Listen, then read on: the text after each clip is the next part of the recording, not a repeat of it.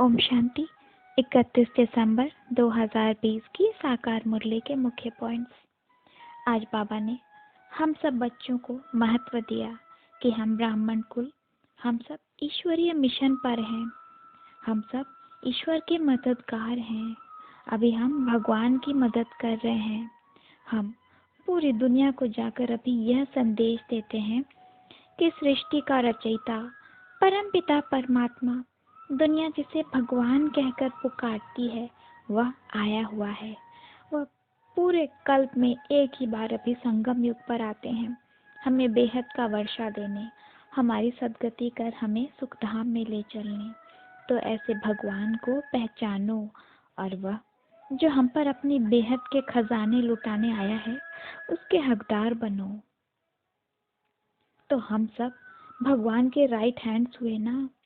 भगवान तो हर एक के पास जाकर यह ज्ञान नहीं दे सकते, इसलिए हम यह पैगाम चारों ओर देने में उनकी सहायता करते हैं। आज बाबा ने बहुत ही सुंदर बात कही कि अभी हम सबकी है रिटर्न जर्नी। अभी आत्मा कलयुग में तमो प्रधान बन पड़ी है। अभी हम पुरुषार्थ कर रहे हैं तमो से फिर रजोगुणी होने की, यानी कि मन बुद्धि से द्वापर युग में आने की। फिर जब पुरुषार्थ और बढ़ जाएगा तो आत्मा रजो से फिर सतोगुणी हो जाएगी, यानी कि सिल्वर एज में आ जाएगी। हमारे संस्कार सारे त्रेता युग वाले हो जाएंगे और फिर अंत में तीव्र पुरुषार्थ द्वारा आत्मा संपूर्ण पावन सत्व प्रधान बन सतयुग लायक हो जाएगी। तो यह जैसे संस्कार परिवर्तन द्वारा आत्मा अपनी रिटर्न जर्नी पर है। जब हम सिल्वर एज तक पहुंचेंगे, यानी कि आत्मा जब सतोगुणी हो जाएगी, तब कर्मेंद्रियों की चंचलता खत्म हो जाएगी। हमारे कर्मेंद्रियां हमारे वश में हो जाएंगे।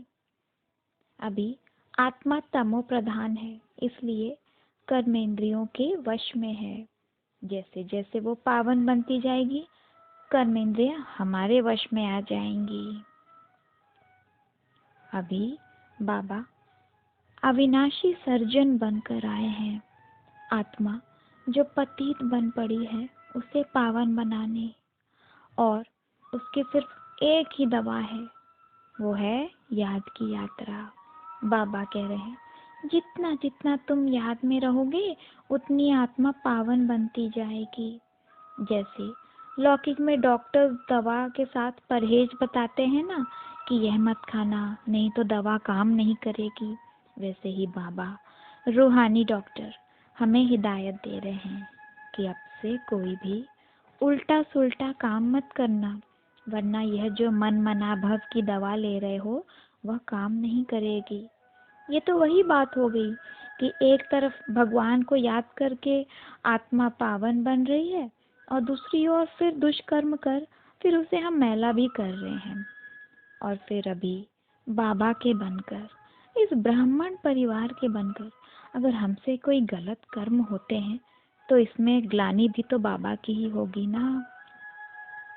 हम तो अभी चलते फिरते भविष्य के देवकुल के सैंपल्स हैं, हम गॉडली स्टूडेंट्स हैं, तो हमारे लक्षण भी वैसे ही होने चाहिए।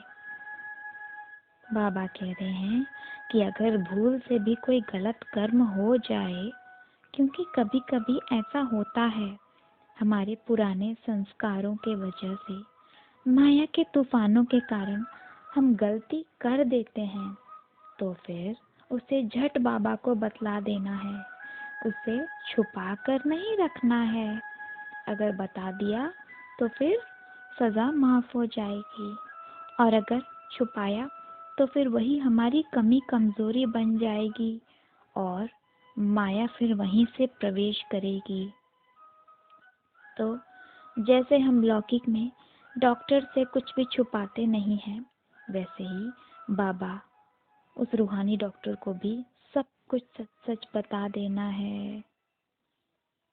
बाबा ने कहा कहीं भी रहो, कुछ भी कर्म करो, एक इस बाप की ही अव्यभिचारी याद में रहो। अव्यभिचारी याद यानी कि प्योर याद, इस याद में जैसे कोई मिलावट ना हो। ऐसा नहीं कि एक बार बाप को याद किया फिर उसमें किसी लौकिक देहधारी की भी याद आ गई, नहीं, सिर्फ एक बाप की ही याद बनी रहे। उसी से फिर आत्मा पावन बन जाएगी। इसमें कोई घर बार छोड़ने की दरकार नहीं। लौकिक में, भक्ति मार्ग में जैसे सन्यासी घर बार छोड़ देते हैं जब वो तपस्या करने जाते हैं, हमें वो सब करने की जरूरत नहीं। बस चलते फिरते कम कर्म करते एक ही इस अव्यभिचारी याद में रहना है। यह ज्ञान भी अव्यभिचारी है, प्योर है, जो सिर्फ एक परम पिता परमात्मा ही अभी आकर हमें देते हैं। तो हमेशा अपने को आत्मा समझो, पर इस आत्मा का जो घर है शरीर, यह जो 5 तत्वों से बना हुआ पुतला है, इसकी भी देखभाल करो, क्योंकि शरीर अगर बीमार पड़ गया तो पुरुषार्थ कैसे करेंगे। वरदान में आज बाबा ने कहा कि अपनी बुद्धि को सदा ज्ञान रत्नों से भरते चलो। तुम्हारी बुद्धि जैसे कि ज्ञान रत्नों की तिजोरी बन जाए, और फिर अपनी इस विशाल बुद्धि रूपी तिजोरी द्वारा अन्य आत्माओं को ज्ञान रत्नों का दान कर महादानी बनो। ज्ञान धन तो ऐसा है कि जितना बांटोगे उतना बढ़ेगा। ऐसे संपूर्ण ज्ञान वाले, सर्वश्रेष्ठ बुद्धि वाले फिर बैकुंठ की बादशाही प्राप्त करते हैं। स्लोगन है, शक्ति स्वरूप स्थिति का अनुभव करना है तो संकल्पों की गति को धैर्यवत बनाओ। अच्छा, ओम शांति।